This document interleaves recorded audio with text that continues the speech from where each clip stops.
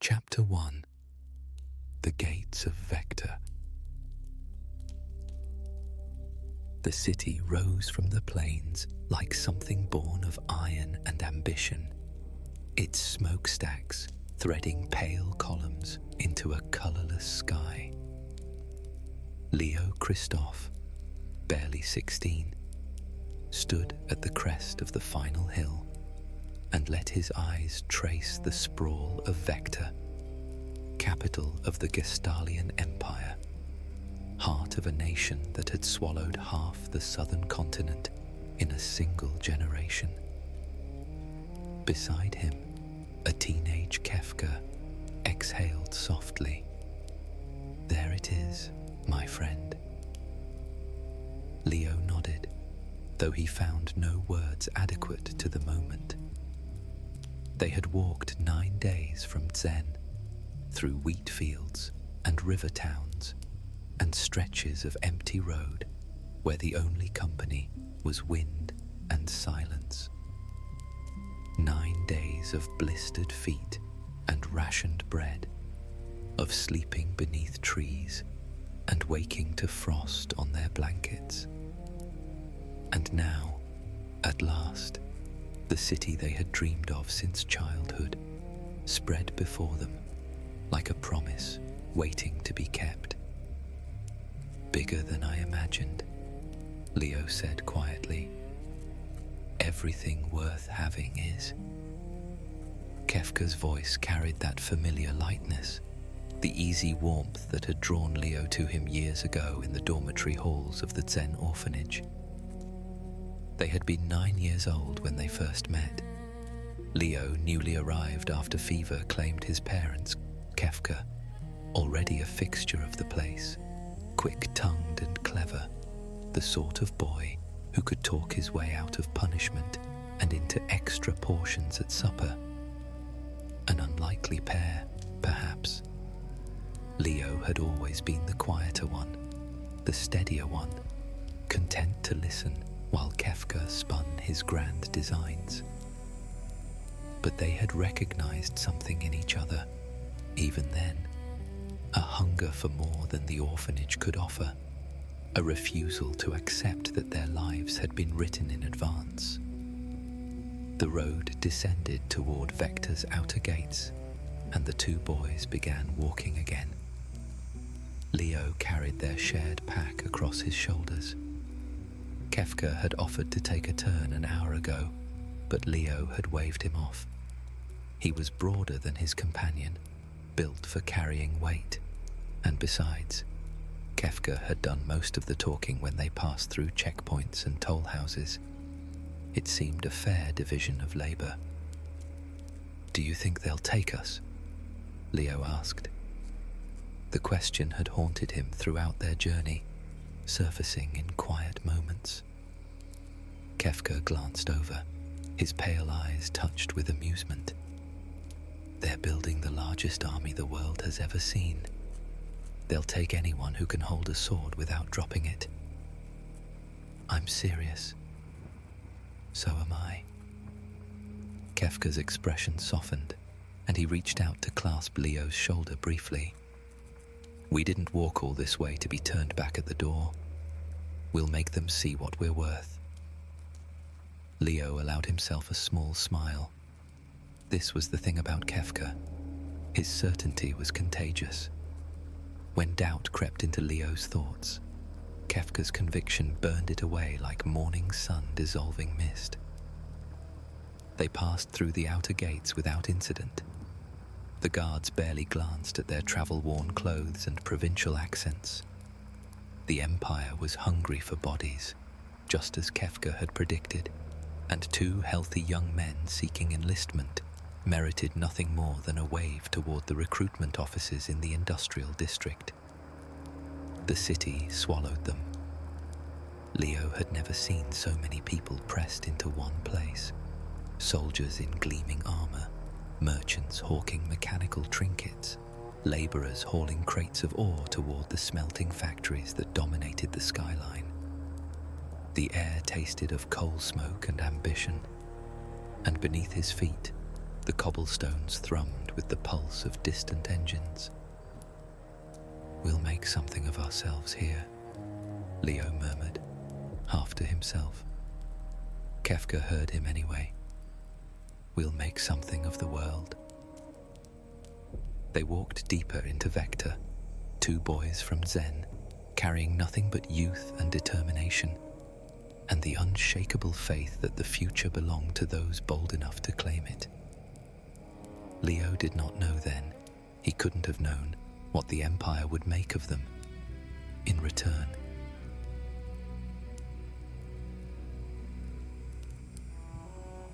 The barracks assigned to new recruits smelled of wool and lamp oil, and the particular staleness of too many bodies sharing too little space. Kefka lay on his narrow cot and listened to the breathing of strangers. 40 young men arranged in rows, most already surrendered to exhausted sleep. Leo occupied the cot beside him. His breathing had steadied into the slow rhythm of deep rest, and Kefka found himself grateful for it. Leo worried too much, carried too heavy a burden of doubt. Sleep, at least, offered him respite. Kefka himself could not find such peace. His mind was spinning, restless as a weather vane in shifting wind. The recruitment officer had asked them questions that afternoon. Simple things at first: name, age, place of origin. Then, more probing inquiries. Could they read? Could they write? Had they any training in combat, any knowledge of history or science, or the mechanical arts? Leo had answered plainly, honestly, and Kefka had watched the officer's expression remain unchanged. A strong back, a willing spirit, useful enough, but unremarkable. When Kefka's turn came, something strange had happened. The officer had placed a curious device on the table between them, a glass sphere filled with pale liquid suspended in an invisible cage. "Touch it," he had said, "and tell me what you feel." Kefka had reached out, fingertips brushing cool glass, and the liquid had flickered, just for an instant. A pulse of soft luminescence, there and gone like heat lightning on a summer horizon. The officer's eyes had sharpened. He had asked new questions then, questions about dreams and intuitions, about whether Kefka had ever experienced moments of strange knowing or impossible coincidence.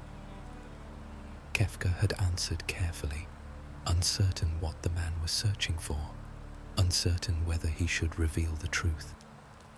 Because there had been moments, small ones, easily dismissed. A candle flame bending toward his hand when he wished for warmth. A locked door opening after he had whispered to it in frustration. The sense, sometimes, of vast and sleeping power just beneath the surface of the world, waiting for someone to harness it. He had told the officer enough. Not everything, but enough. Now, in the darkness of the barracks, Kefka pressed his palm against his chest and felt his heart beating its steady rhythm. The Empire was reviving the old arts. Everyone knew this. Magic had vanished from the world 1,000 years ago during the War of the Magi, but the Gestahlian Empire was determined to reclaim what had been lost, and they were looking for people who might help them do it. Kefka closed his eyes and allowed himself to imagine it. Power flowing through his veins like liquid light, the secrets of creation bending to his will. He did not want to conquer or destroy. He simply wanted to understand, to touch something greater than the small and hungry life he had known. Was that so wrong? A soft sound drew his attention. Leo had shifted in his sleep, murmuring something indistinct. Perhaps a fragment of a dream, perhaps an echo of worry following him even into rest. Kefka turned his head and regarded his friend's face in the dim glow of a distant lamp. They had promised each other, back in Zen, that they would stay together, brothers in all but blood, bound by years of shared hardship and shared hope. Whatever the Empire offered, they would face it, side by side. But even as Kefka made that silent reaffirmation, he felt a strange and subtle distance opening within him. Leo wanted to serve something worthy. Kefka wanted to become something more. He wondered if those desires could coexist. He fell asleep believing they could. Morning came grey and cold, and with it came officers bearing assignments. Leo's name was called first. Infantry training, 3rd Division. A respectable placement, the officer explained. The 3rd Division had distinguished itself in recent border campaigns, and soldiers who proved themselves there often rose to positions of real authority. Leo accepted the posting with quiet gratitude. Then Kefka's name was called, and the officer's tone shifted almost imperceptibly. Magitek Research Division. Report to Laboratory 4 in the Imperial Science Academy. Immediate assignment. A murmur passed through the assembled recruits. The Magitek Research Division was rumoured and whispered about, a thing of mystery and prestige. Few were selected. Fewer still understood what the selection meant. Kefka rose slowly. Across the room, Leo's expression had gone still and careful. They found each other in the corridor outside, away from watching eyes. For a long moment, neither spoke. Well, it appears we will walk different paths, Leo said at last. His voice was steady, but Kefka knew him well enough to hear the note of loss beneath. For now. Kefka reached out and gripped Leo's forearm in the old gesture they had shared since childhood. A promise, a bond, a reminder that some things could not be severed by circumstance. We'll find our way back to each other. We always do. Leo's hand closed over his, warm and solid. Don't forget where you came from. I won't. The words felt true enough when Kefka spoke them. He had no reason to believe. They would become a lie. Chapter 2. Separate Paths. 5 years had passed since Leo Cristophe walked through the gates of Vector, and in that time, the Empire had remade him as surely as a blacksmith remakes iron. He stood now on a ridge overlooking the Mirandan borderlands, watching smoke rise from a village that had resisted imperial annexation. The fighting had ended an hour ago.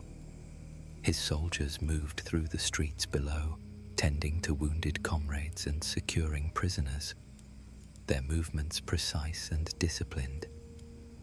Leo had trained them well. Captain Cristophe, they called him now. The title still felt strange, like armor that had not yet molded to his shape. He was 20 years old now. The battle, if it could be called that, had been brief. A contingent of Mirandan irregulars had fortified the village, hoping to delay the imperial advance long enough for civilians to flee into the western hills. Leo had recognized their desperation, had seen it in the way they clutched their weapons and glanced toward the tree line where their families had vanished. He had offered them terms, surrender, and they would be treated as prisoners of war. afforded the rights and protections such status entailed. Resist, and the empire would show no mercy. Most had surrendered. A handful had not.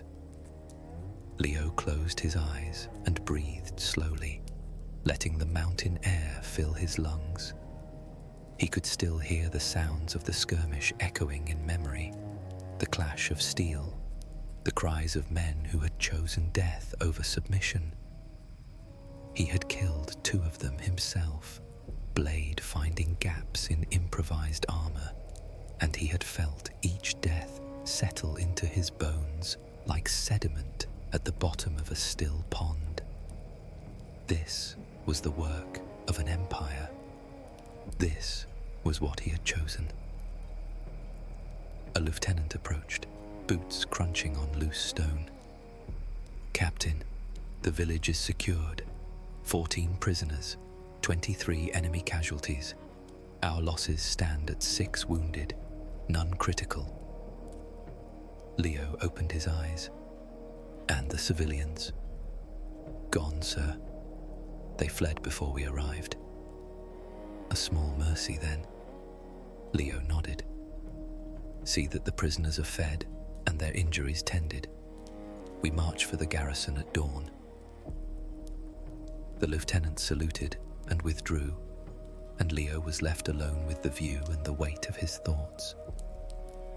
He had risen quickly through the ranks, more quickly than he had expected, or perhaps deserved. His superiors praised his tactical acumen, his ability to inspire loyalty in the soldiers under his command. But Leo suspected the true reason for his advancement was simpler. He achieved imperial objectives without unnecessary cruelty, and this made the empire's expansion more palatable to those who might otherwise resist. He was useful, a gentle face on an iron fist.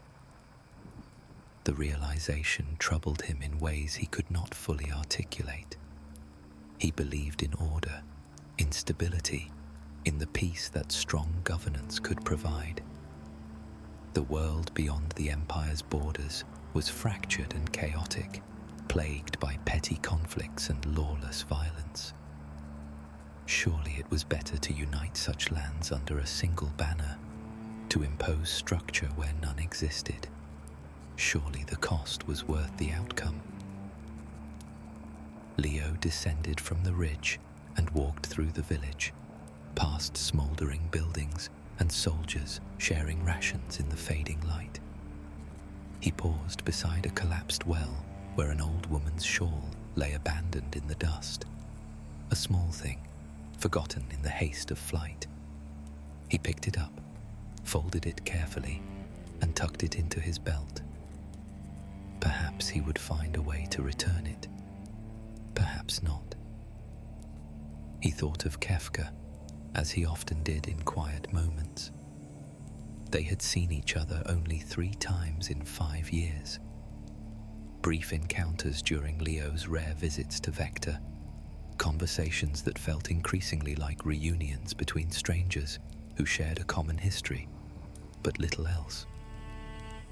Kefka had changed, grown paler, sharper, consumed by his work in the Magitek laboratories.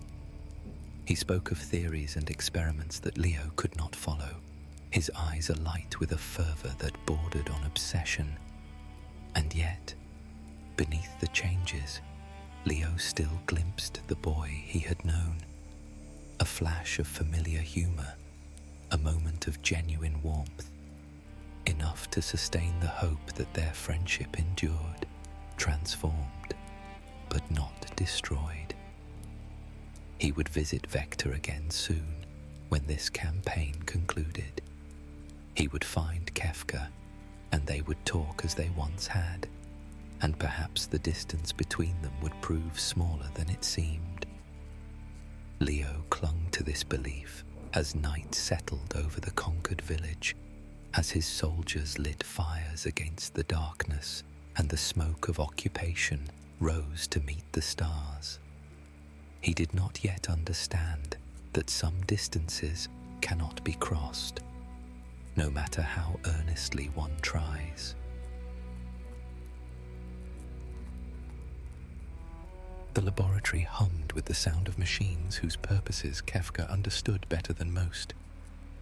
Certainly better than the technicians who operated them, and perhaps even better than Cid del Norte Marquez, the brilliant and beleaguered man who had designed them. Kefka stood before a glass tank filled with pale green fluid, watching the creature suspended within. It had been a wolf once, or something of the like. Now it was something else entirely. Tubes fed into its flesh, drawing out the faint magical essence that some of the rarer fauna possessed, concentrating it into vials that glowed with soft and stolen light. The extraction rate has improved by 12%, Cid observed, consulting a clipboard thick with notes.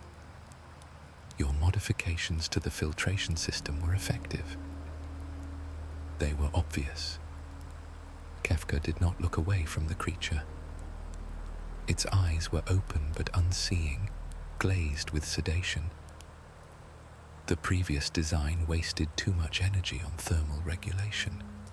Magic doesn't behave like heat. It behaves like water. It flows toward the lowest point, the path of least resistance. Cid made a sound that might have been agreement or irritation. It was difficult to tell with him. The head of the Magitek Research Division was a man of contradictions, genuinely kind in his personal dealings, yet willing to pursue research that required considerable suffering. Kefka had learned much from him, not least the art of compartmentalization. The Emperor visits tomorrow, Cid said. He wishes to see our progress on the integration protocols. Kefka felt a flutter of anticipation beneath his ribs. Emperor Gestahl had taken an interest in his work over the past year, requesting reports and occasionally summoning him for private audiences. The attention was intoxicating. Here was the most powerful man in the known world, and he saw value in Kefka's mind, his theories, his vision. The protocols are ready for demonstration, Kefka said. The animal trials have been promising. Promising. Cid's voice carried a note of caution. Also unstable. 3 subjects died from cascading magical rejection. 2 more suffered catastrophic neural damage. 5 failures out of 23 attempts. A 78% survival rate, with functional magical integration in over half of the survivors. Kefka turned to face his mentor, allowing a measured confidence into his expression. Those are remarkable numbers for a first-generation process. They are numbers that represent living creatures, Kefka. Creatures that would have died regardless, in the wild or in cages. At least this way their deaths contribute to something greater. Cid studied him for a long moment, and Kefka saw something flicker behind the older man's eyes. Concern, perhaps, or the beginning of doubt. But Cid said nothing more. He simply nodded and returned his attention to his clipboard, and Kefka understood that silence as tacit permission. This was how progress was made, not through hesitation, but through the willingness to accept necessary costs. The Emperor arrived the following afternoon, sweeping into the laboratory with a retinue of guards and advisors. Gestahl was not a physically imposing man, middle-aged, slightly soft around the middle, with a face that might have belonged to a prosperous merchant. But power radiated from him nonetheless, a gravity that bent the behavior of everyone in his presence. Kefka demonstrated the integration protocols with a calm precision that surprised even himself. He explained the theory, showed the results, answered questions with clarity and confidence. When Gestahl asked about the potential for human application, Kefka did not hesitate. "It is the logical next step, Your Excellency. Animal subjects can only tell us so much. The human magical substrate is fundamentally different, more complex, more receptive. I believe a human subject, properly prepared, could achieve levels of magical integration far beyond anything we've accomplished thus far." A murmur passed through the assembled advisors. Sid shifted uncomfortably. Gestahl's eyes, pale and calculating, held Kefka's gaze. "Would you volunteer for such an experiment?" The question hung in the air like smoke. Kefka felt his heart quicken, felt the vast and sleeping power he had sensed since childhood stir at the edges of his awareness. "When the process is refined," he said carefully, "I would consider it an honor." Something that might have been approval touched the Emperor's thin lips. He said nothing more on the subject, but as he departed, his hand brushed Kefka's shoulder. A gesture so brief, it might have been accidental. It was not accidental. Kefka understood this with complete certainty. He had been seen. He had been chosen. Later that evening, Leo arrived in Vector. They met in a tea house near the academy, a quiet establishment frequented by scholars and minor officials. Leo looked older than his 20 years, weathered by campaign and responsibility, but his eyes still held the same steady warmth Kefka remembered. "You look well," Leo said, settling into the seat across from him. "I look pale and underfed," Kefka replied with a smile. "Laboratory work doesn't lend itself to robust health." "Then you should get out more. See the sun occasionally." "The sun is overrated. It causes wrinkles." Leo laughed, a genuine sound, unguarded and familiar.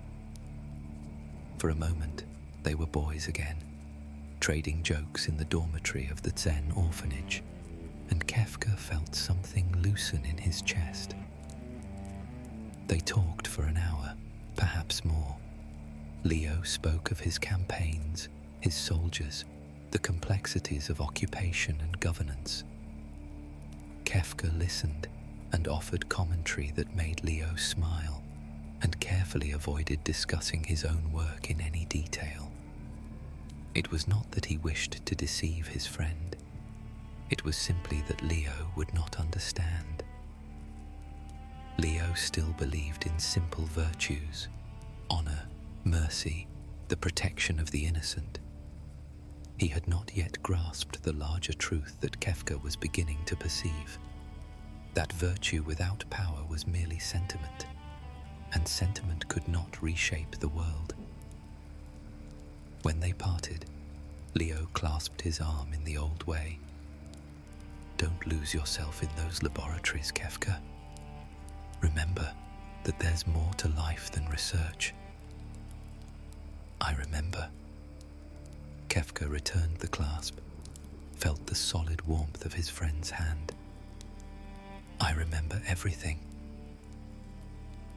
He watched Leo walk away into the lamplit streets of Vector, and he was surprised to find that he meant it. He did remember the orphanage, the hunger, the two boys who had promised to stay together. But memory was not the same as purpose, and Kefka's purpose lay elsewhere now, in laboratories and theories, and the intoxicating interest of an emperor who saw his potential. He returned to the academy as night deepened over the city. There was much work still to be done. Chapter 3: the girl in the crown.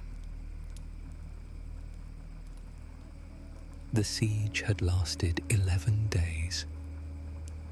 Commander Leo Cristophe stood in the command tent, studying the maps spread across the central table as if staring long enough might reveal some solution he had overlooked. The fortified town of Albrook sprawled before him in ink and parchment. Its walls, its towers, its narrow streets, designed centuries ago to confound invaders. The resistance had chosen their ground well. He was 24 years old now, and he was facing the first loss of his military career. Not dramatically, not obviously. The Imperial forces maintained their cordon, their supply lines remained secure, and casualties stayed within acceptable parameters. But the defenders showed no sign of breaking. They had stockpiled provisions, fortified every approach, and transformed the town into a labyrinth of kill zones and ambush points. Every assault Leo ordered cost him men he couldn't afford to spare. Another frontal attack would be suicide, sir. Colonel Maran, his second in command, traced a finger along the eastern wall. They've reinforced this section with rubble from the collapsed gatehouse. Our siege engines can't breach it without exposing the crews to archer fire. What about the sewage channels? Collapsed. They flooded them and brought down the tunnel ceilings. Anyone we sent through would drown before reaching the surface. Leo exhaled slowly. He had hoped to resolve this without excessive bloodshed. The people of Albrook were not soldiers, merely citizens who had chosen the wrong side of history. But the resistance fighters among them had made negotiation impossible, and the Empire's patience was not infinite. He was contemplating the unthinkable, a withdrawal to regroup and reconsider, when the tent flap opened and a messenger entered, pale with something that might have been excitement or fear. "Commander, a convoy has arrived from Vector. They carry orders from Emperor Gestahl himself." Leo frowned. "What orders?" I don't know, sir. But there's someone with them. Someone from the Magitek division." The convoy had assembled outside the command tent by the time Leo emerged. A dozen soldiers in the distinctive black and gold of the Imperial Elite Guard flanked a covered wagon drawn by armored chocobos. And standing before them, wrapped in a cloak of deep violet silk, was a face Leo had not seen in nearly a year. Kefka Palazzo smiled. "Hello, old friend." He had changed again. The changes always seemed more pronounced after long separations. The pallor of his skin now carried an almost luminescent quality, and his eyes held a brightness that felt less like vitality than fever. His hair, once a modest brown, had begun to show streaks of an unusual pale gold, as though something were bleaching him from within. "Kefka." Leo kept his voice carefully neutral. "I wasn't informed you were coming." "The Emperor wished it to be a surprise. He's been following your campaign with great interest, Leo. He believes you deserve assistance." Assistance? Kefka's smile widened. He turned and gestured toward the covered wagon, and two elite guards moved to draw back the canvas. A girl sat within. She was young, 14, perhaps 15, with hair the pale green of sea foam and features that might have been beautiful if they had held any expression at all. Her eyes stared forward, seeing nothing, empty as windows into an abandoned house. Upon her brow rested a circlet of dark metal, set with a single gem that pulsed with a faint, rhythmic light. "May I present Terra Branford?" Kefka said, something proprietary in his tone. "The Empire's newest weapon." Leo stared at the girl, at the vacant perfection of her stillness. "What have you done to her?" "Done? I've given her purpose." Kefka stepped toward the wagon and extended his hand. The girl took it and descended with mechanical grace, her movements smooth but somehow wrong, too precise, lacking the small imperfections of natural motion. The device she wears is called a slave crown. It ensures her complete obedience. She will do exactly as commanded, without hesitation, without question. "She's a child," Leo gasped. "She's a weapon, one capable of ending your little stalemate in a matter of minutes." Kefka's bright eyes fixed on Leo's face, reading his discomfort with apparent pleasure. "The Emperor commanded me to deploy her here. Would you refuse his generosity?" Leo looked at the girl, Terra, and felt something cold settle in his stomach. He had witnessed many things in his years of service that troubled his conscience. He had made peace with the necessary brutalities of war, the hard choices that command required. But this was different. This was something he did not have words for. "What can she do?" "Watch." Kefka escorted the girl toward the front line and spoke a single word. "Burn." Terra raised her hands. What followed would haunt Leo's dreams for years to come. Fire erupted from the girl's palms, not the mundane fire of torch or brazier, but something alive, something hungry, flames that twisted and danced with impossible intelligence. They roared toward the walls of Albrook like a tide of light, washing over stone, wood, and flesh with equal indifference.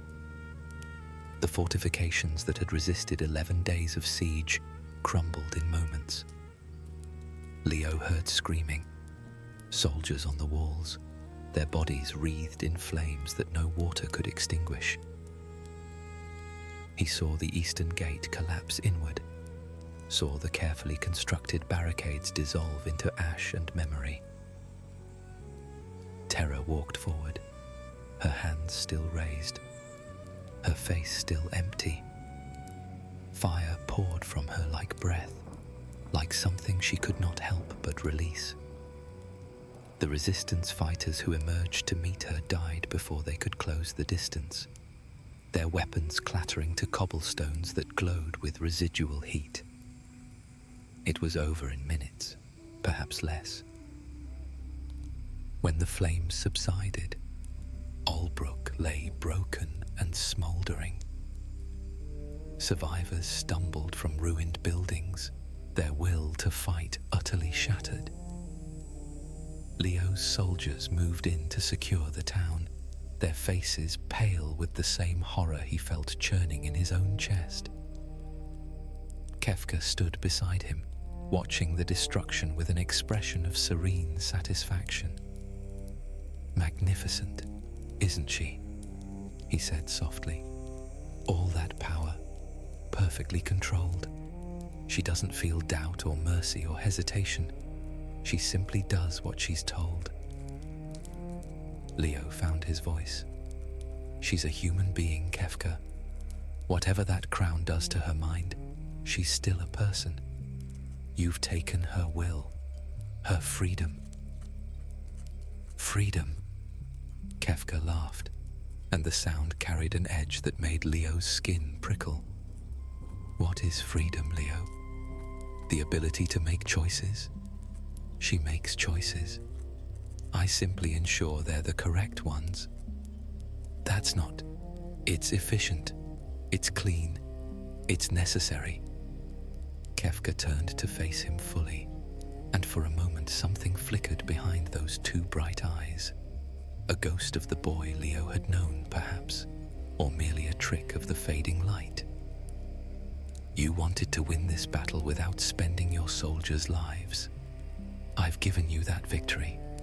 The cost was borne by one girl, who's only half human, by the way, and she will never even remember what she did here. Is that supposed to comfort me? It's supposed to make you grateful. Kefka's voice cooled.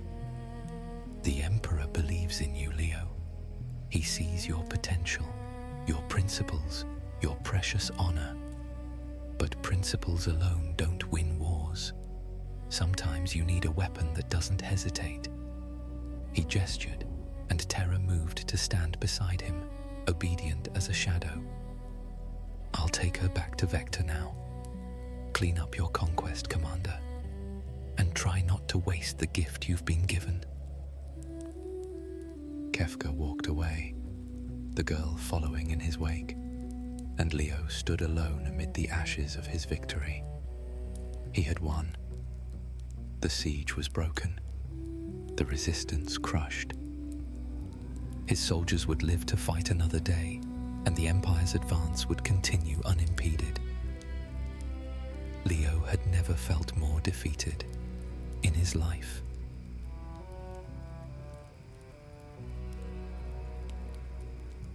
The corridors of the Magitek research facility were quiet at this hour, the technicians and guards reduced to a skeleton crew that knew better than to interfere with Kefka's movements. He walked in silence, listening to the soft pad of Terra's footsteps behind him. Perfect rhythm, perfect distance, a trained animal following its master. The slave crown worked flawlessly. He had refined the design himself, improving upon Sid's original prototype until it could override even the strongest will. Terra Branford possessed more innate magical power than any subject they had ever studied, and yet the crown held her without effort, reducing that magnificent potential to a tool in his hand. It should have satisfied him. It did not. They reached her quarters, a room deep within the facility, windowless but furnished with a bed, a chair, a small table. Comfortable enough, by Imperial standards, more than adequate for a weapon that required nothing beyond basic maintenance. Enter, Kefka commanded. Terra walked through the door and stood in the center of the room, awaiting further instructions. He studied her for a moment. The pale green hair, the delicate features, the eyes that saw nothing unless he directed them to see. She was half Esper, the child of a human woman and a magical being from another realm. Magic flowed through her veins as naturally as blood, woven into the very fabric of her existence. She had been born with power that Kefka had spent years trying to acquire. The thought soured his satisfaction. He had undergone the infusion procedures, had felt raw magical energy grafted onto his human substrate through processes that bordered on torture. The power he possessed now was considerable, enough to impress Gestahl, enough to secure his position as the Emperor's favored tool. But it was borrowed power, stolen power, power that sometimes flickered and surged in ways he could not fully control. Terra's power simply was. As natural as breathing, as effortless as a heartbeat. He hated her for it, in some small and petty corner of his mind. Hated the accident of her birth, the unfairness of a universe that granted such gifts to a girl who didn't even understand what she possessed. Sit, he said, and Terra sat on the edge of the bed, hands folded in her lap. She would sit there until he told her to do otherwise. She would not eat unless commanded, would not sleep unless permitted. The crown suppressed everything: hunger, fatigue, fear, hope. Everything except the capacity to channel destruction at his word. Kefka leaned against the doorframe and allowed himself a thin smile. It didn't matter that her power was natural and his was not. Natural power had limits. It could be contained, controlled, directed by those with the will to do so. And soon, very soon, he would transcend such petty distinctions entirely. The Espers they had captured were dying, one by one, their magical essence slowly draining away under the extraction protocols. But death, Kefka had discovered, was not the end of their usefulness. When an Esper died, its body crystallized into a substance of extraordinary density and power. Magicite, Sid called it. Concentrated magical essence in solid form. The experiments were ongoing, but preliminary results suggested that magicite could be absorbed directly into a human host, not grafted or infused through painful procedures, but simply taken, like swallowing a stone of pure light and feeling it dissolve into one's being. If those experiments succeeded, Kefka would no longer need to envy Terra Branford's birthright. He would simply claim power greater than anything she could imagine, greater than the Espers themselves, greater than the ancient Magi who had nearly destroyed the world 1,000 years ago. He would become something new, something unprecedented, something that did not need slave crowns or infusion chambers, or the Emperor's permission to reshape reality according to his will. Sleep, he told Terra, and watched her lie down and close her eyes with the immediate obedience of a machine. She dreamed sometimes. He had monitored her neural patterns and seen the telltale fluctuations of REM sleep, the ghostly activity of a mind that still functioned beneath the crown's suppression. He wondered what she dreamed of. Fire, perhaps. Destruction. The faces of those she had killed without knowing. It didn't matter. Dreams were irrelevant. Only power mattered. And power was something Kefka understood better than anyone. He sealed the door behind him and walked back through the quiet corridors, his mind already turning to the work that awaited him. 3 Espers remained in the holding cells, their life forces fading day by day. When they died, their magicite would be his to study. And when he had mastered its secrets, Terra would become obsolete. Everyone would become obsolete. Kefka smiled at the thought, unaware of how the expression twisted his features into something that looked more Jester than human. Behind him, in her windowless room, Terra Branford slept and dreamed of flames. A lone tear trailed down her cheek, unnoticed by an indifferent world. Chapter 4. It's time to laugh. The night before the procedure, Leo found Kefka in the observation gallery overlooking the main laboratory. The chamber below was a cathedral of glass and steel, filled with equipment whose purposes Leo could not begin to guess. At its center stood a chair, or something like a chair, surrounded by coils of copper wire and tanks of luminescent fluid. Technicians moved about the space with quiet efficiency, preparing for tomorrow's work. Kefka stood at the gallery window, his reflection ghosting against the glass. He did not turn when Leo approached, though he surely heard the footsteps. "You shouldn't be here," Kefka said softly. "This area is restricted to Magitek personnel."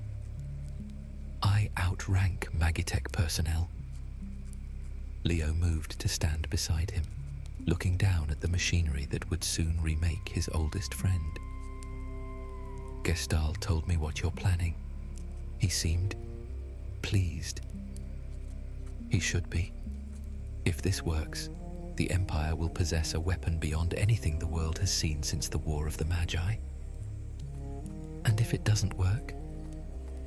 Kefka's reflection smiled. Then I suppose they'll need to find another volunteer. Leo was silent for a moment, gathering his thoughts. He had rehearsed this conversation a dozen times in his mind, searching for the words that might reach through the walls Kefka had built around himself. Now, standing here in the quiet gallery, all his preparations seemed inadequate. "Do you remember the winter when we were 12? He asked finally. "The fever that swept through the orphanage?" Kefka's smile faded slightly. "I remember. Half the children fell ill. The matrons couldn't keep up. They were overwhelmed, exhausted. You and I spent 3 weeks carrying water and changing linens and sitting with the sick through the night." Leo turned to look at his friend, searching for some trace of the boy he had known. "You held a girl's hand while she died. Mira, I think her name was. You sang to her, even though you can't carry a tune. You stayed with her until the end." "That was a long time ago." "It was you, Kefka. That kindness. That was who you were." Kefka turned from the window at last, and Leo saw something flicker in those two bright eyes.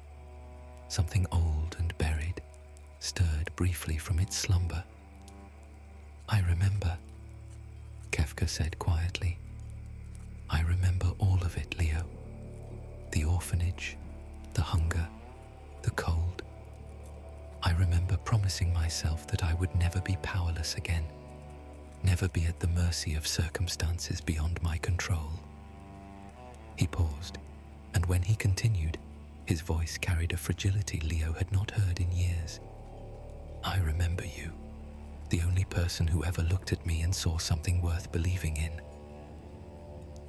Leo felt his chest tighten. "Then don't do this. Whatever Gestahl has promised you, whatever power this procedure offers, it isn't worth losing yourself." "Losing myself?" Kefka laughed, but the sound lacked its usual edge.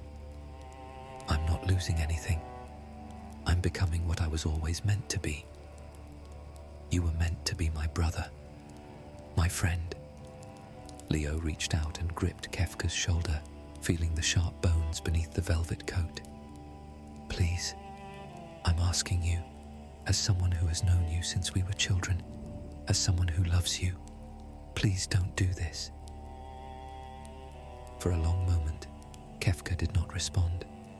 He simply looked at Leo, and in his gaze there was something almost like grief. Then he reached up and placed his hand over Leo's. "You were promoted yesterday," he said softly. "General Leo Cristophe, Gestahl's right hand, commander of all Imperial military forces, the orphan boy from Zen, elevated to the highest rank the army can bestow." Leo nodded slowly. He had received the news that morning, had stood before the Emperor and accepted the burden of command. It should have felt like triumph. Instead, it felt like chains. "And tomorrow," Kefka continued, "if the procedure succeeds, I will be granted a position of equal authority, Gestahl's left hand, his instrument in matters of magical warfare. Kefka's fingers tightened over Leo's. "Don't you see, brother? It's perfect. 2 orphans from nowhere, risen to stand at the side of the most powerful man in the world. Who would have guessed that we would be elevated so high?" His voice was bright with genuine joy, and that brightness broke Leo's heart more thoroughly than anger or cruelty ever could. "I have to do this, Leo. Not for Gestahl, not for the Empire. For myself, for the boy who swore he would never be powerless again." Kefka released Leo's hand and stepped back, squaring his shoulders. "But I'm glad you came. I'm glad that you still care enough to try." Leo wanted to argue further. He wanted to seize Kefka and drag him away from this place, away from the machinery and the madness, away from the Emperor's poisoned promises. But he saw the resolve in his friend's eyes, and he knew that no words could change what was about to happen. "I'll be here," he said instead. "Tomorrow, when it's over. Whatever happens, I'll be here." Kefka smiled, and for just an instant, he looked like the boy Leo remembered, warm and clever and full of dreams. "I know you will," he said. "You always were the loyal one." They stood together in the gallery for a while longer, watching the technicians prepare the instruments of transformation. Neither spoke. There was nothing left to say. When Leo finally left, he did not look back. He knew somehow that he would never truly see his friend again.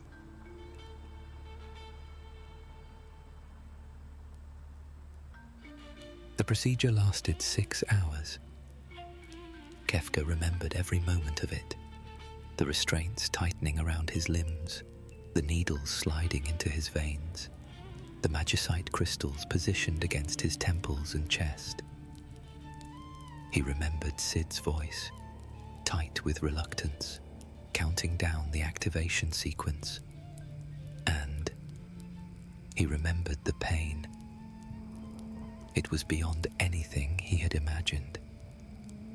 The magical essence of 3 dead Espers poured into him like molten light, searing through his nervous system, rewriting the very substance of his being. He screamed until his throat tore, until his voice gave out, until the screaming continued only in the silence of his shattered mind. And then the pain stopped. Kefka opened his eyes and saw the world as it truly was. The technicians surrounding him were insects, tiny, fragile things scurrying about their meaningless tasks. Their lives measured in heartbeats that would soon cease to matter. He could feel the pulse of their blood, the flutter of their terrified little hearts. He could extinguish them with a thought. All of them. Everyone in this room. Everyone in this building. And the effort would cost him nothing at all. Sid was speaking to him, asking questions, shining lights into his eyes, checking readings on instruments that suddenly seemed laughably primitive. Kefka answered in words that satisfied the old man's concerns. Yes, he could hear. Yes, he could see. Yes, he remembered his name, his purpose, his loyalty to the Empire. Lies came easily now. Everything came easily. They released him after hours of tests and observations, pronouncing the procedure a success. Gestahl himself came to offer congratulations, his pale eyes gleaming with satisfaction at the weapon he believed he had created. Kefka knelt before the Emperor and spoke words of gratitude and devotion. Inside, he was laughing. Gestahl thought himself powerful. Gestahl thought he controlled the forces reshaping the world. But he was merely another insect, larger than most, perhaps, more ambitious, but an insect nonetheless. He could not perceive the vast and howling emptiness that Kefka now understood, the fundamental absurdity of existence itself. Nothing mattered. Nothing had ever mattered. And that knowledge was the most liberating thing Kefka had ever experienced. He passed Leo in the corridor outside the laboratory. His old friend's face was drawn with concern, with hope, with the desperate need to believe that something of their bond had survived. Leo reached out to clasp his arm, speaking words that Kefka heard but did not bother to process. How small he seemed now. How terribly, tragically small. Kefka smiled and offered reassurances. He was fine. The procedure had been difficult, but successful. They would speak soon, properly, when he had rested. More lies. They spilled from his lips like water, effortless and meaningless. Leo believed him. Of course he did. Leo believed in honor and friendship and the fundamental goodness of those he loved. Leo believed that people could be saved. It was almost endearing, in a pathetic sort of way. Kefka walked on, leaving his old friend behind. His quarters were dim and silent. Kefka closed the door and stood for a moment, feeling the power thrumming through his transformed flesh. It sang in his blood, whispered in his thoughts, promised destruction beyond imagination. The espers whose essence he had consumed were gone, truly gone, dissolved into the vastness of his being. But their power remained. Their power was his now, forever. A laugh bubbled up from somewhere deep within him, and he pressed his hand against his mouth to contain it. The sound wanted to escape, wanted to fill the room, wanted to echo through the corridors and announce to everyone the glorious joke he alone understood. Everything was absurd. Leo's honor, absurd. A man dedicating his life to principles that would crumble to dust along with everything else. Gestahl's ambition, absurd. An emperor building a kingdom that would one day be nothing but ash and memory. The empire itself, striving and conquering and believing it mattered. All of it. Every moment of struggle and triumph and defeat, utterly and completely absurd. Kefka stumbled to his vanity desk, his shoulders shaking with suppressed laughter. The mirror before him reflected a face he barely recognized, pale as bone, features sharpened by the procedure, eyes blazing with fractured light. On the desk lay his cosmetics, powders and paints he had used for months now, covering the changes that the preliminary infusions had wrought upon his appearance, maintaining the illusion of normalcy, of humanity.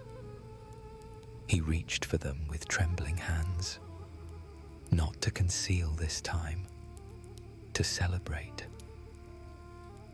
White powder across his skin, erasing the last traces of the man he had been. Red pigment around his eyes, burning like fire, and velvet paint tracing a permanent smile around his mouth.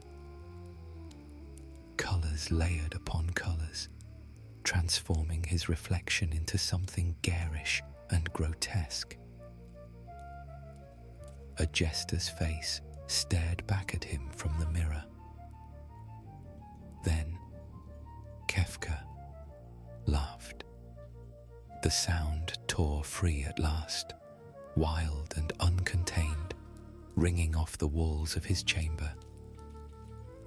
He laughed at the face in the mirror, at the cosmic jest of existence, at the beautiful meaninglessness of everything he had ever known or believed. "I will build a monument," he cackled, his painted reflection grinning back at him, mad and magnificent. "A monument to..." He paused, savouring the word, letting it roll across his tongue like honey. "Nothingness." The laughter swelled again, drowning out thought, drowning out memory, drowning out the last faint echo of the boy from Zen, who had once held a dying girl's hand and sung to her in the dark. That boy was gone now. Only the jester remained. And Kefka Palazzo laughed and laughed and laughed. The sound of his madness bellowed out the window of his tower to a world blissfully unaware of what that madness would one day unleash.